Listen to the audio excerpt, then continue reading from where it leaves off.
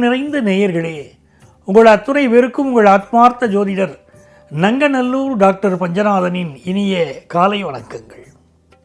எல்லாரும் நல்லா இருக்கீங்களா? இன்னைக்கு பிறந்த நாள், திருமண நாள் கொண்டாடும் அன்பர்களுக்கு எனது உளப்பூர்வமான வாழ்த்துக்கள். இது நம்முடைய இன்றைய ராசி பலன்கள் நிகழ்ச்சி. அந்த நிகழ்ச்சியில் இன்றைக்கி நம்ம ஜனவரி மாதம் 21 2026 ஆண்டு பலன்கள் பார்க்க போகிறோம். தமிழ் வருடத்தில் இது விசுவாவசு வருடம், தை மாதம் 7ஆம் நாள் புதன்கிழமை. சந்திர பகவான் அவிட்டம் நட்சத்திரத்தில் மத்தியானம் 1:54 வரைக்கும் பயணம் பண்ணுறார். மேஷராசி என்பர்களே,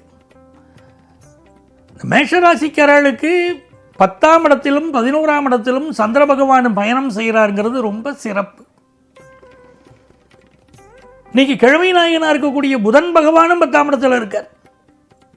இது யங்ஸ்டர்ஸுக்கு ரொம்ப கொண்டாட்டமான நாள். ஒரு புதுசாக எனக்கு வேலை வேணும் அப்படின்னு நினைக்கிறவாளுக்கு வேலை கிடைக்கும்.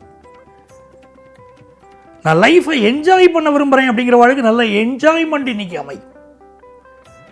எழுத்தாளர்களுக்கு, பேச்சாளர்களுக்கு நல்ல பேரும் புகழும் கிடைக்கும்.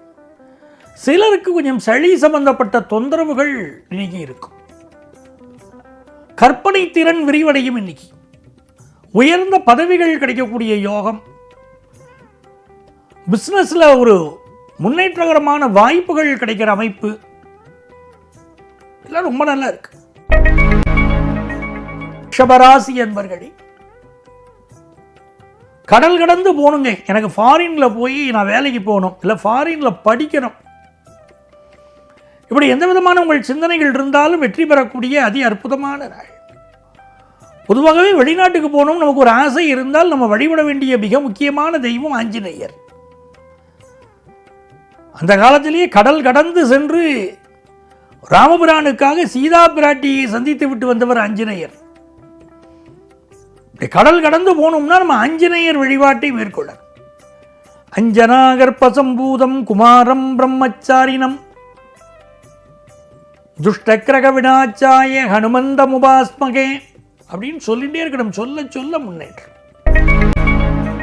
ராசி என்பர்களே, 8ஆம் இடம் வலுத்திருக்கு. பொதுவாக 8ஆம் இடம் வலுத்திருக்குன்னா அவ்வளவு நல்ல இடம் இல்லை. இந்த மாதிரி காலகட்டத்தில் மிதுன ராசிக்காரர்கள் ரொம்ப அமைதியாக இருக்கணும். கருத்துக்கள் சொல்வதில் அமைதியாக இருக்கணும். தேக ஆரோக்கியத்தில் அக்கறை எடுத்துக்கணும். அதே நேரத்தில் நல்ல பண வருமானம் வரும். பணவர ஸ்தானம் ஒரு ஜாதகத்தில் வலுத்திருக்குன்னா நல்ல பண வருமானம் வரும். இப்போ உங்களுக்கு பண வருமானம் வரும் நேரம். ஆனால் குடும்ப உறவுகள், உறவினர்களுடைய அந்த பழக்க வழக்கங்கள், விட்டு கொடுத்து செல்வது, உறவுகளின் உடல் நலத்திலே அக்கறை எடுப்பது என்பதெல்லாம் மிக அவசியம். இன்னைக்கு கடகராசி என்பர்களே, தொழில் ரீதியாக ஒரு புதிய முடிவு ஒன்று எடுக்க போறீங்க. பிஸ்னஸுக்கான முயற்சி பண்ண போறீங்க, ஜெயிக்க போறீங்க. வெளிநாட்டில் வேலைக்கு ட்ரை பண்றீங்கன்னா அந்த வேலை கிடைக்கும். கணவன் மனைவிக்கு இடையிலே இருந்த சில பிரச்சனைகள் நிவர்த்தி ஆகும். நல்ல தன வருமானம் கூடும். பிஸ்னஸுக்காக எடுக்கக்கூடிய முயற்சியும் வெற்றி பெறும். சிம்மராசி என்பர்களே, படிக்கிற மாணவர்களுக்கு கல்வியில் ஒரு நல்ல வளர்ச்சி ஏற்படக்கூடிய காலகட்டம். தேக ஆரோக்கியத்தில் மட்டும் ஏதோ ஒரு சக்தி குறைவு இருந்துட்டே இருக்கும். நல்ல சத்து மாத்திரைகளை டாக்டர்கள்ட்ட கேட்டு வாங்கி போட்டுக்கணும். சிம்மராசிக்காரர்களுக்கு உடம்புல ஒரு சக்தி குறைவு இருந்துட்டே இருக்கும். 11 இருக்கக்கூடிய குரு பகவான் அற்புதமான தெய்வம். குரவே சர்வலோகானாம் விஷஜேபரோகினாம் நிதையே சர்வ வித்யானாம் தட்சிணாமூர்த்தையே நமஹ. குரு பகவான் தட்சிணாமூர்த்தி, இவாளெல்லாம் நமஸ்காரம் பண்ணிகிட்டே இருக்கணும். நவக்கிரகத்தில் இருக்கார் குரு பகவான், அவரை போய் வழிபாடு செய்யணும். கன்னிராசி என்பர்களே, எதையும் யாருக்காகவும் விட்டு கொடுக்கக்கூடாது. இன்னைக்கு அது முக்கியம். மனைவிக்காக தாயை விட்டு கொடுக்கக்கூடாது, அம்மாவை விட்டு கொடுக்கக்கூடாது. அம்மா முக்கியம் என்பதற்காக மனைவியை விட்டு கொடுக்கக்கூடாது. எந்த உறவையும் உங்களுக்காக வாழக்கூடியவர்களை விட்டு கொடுக்கக்கூடாது. கன்னிராசிக்காரங்க இன்னைக்கு அதில் கவனமாக இருக்கணும். 5ஆம் இடத்தில் இருக்கக்கூடிய கிரகங்கள் உங்கள் பூர்வ புண்ணிய அனுக்கிரகத்தை கொடுப்பதனால் நீங்கள் எடுக்கக்கூடிய முயற்சியெல்லாம் வெற்றி பெறும். வியாபாரம் லாபம் தரும், புத்திர பாக்கியம் கொடுக்கும், கல்வியில முன்னேற்றம் தரும் நல்ல நாள். துலாம் ராசி என்பவர்களே, சந்தோஷமான அனுபவங்கள் கிடைக்கும். வாழ்க்கை என்பது அனுபவங்களின் தொகுப்பு. நல்ல நல்ல அனுபவங்கள் கிடைக்கும். கல்வியில நல்ல முத்திரை பதிக்க முடியும்.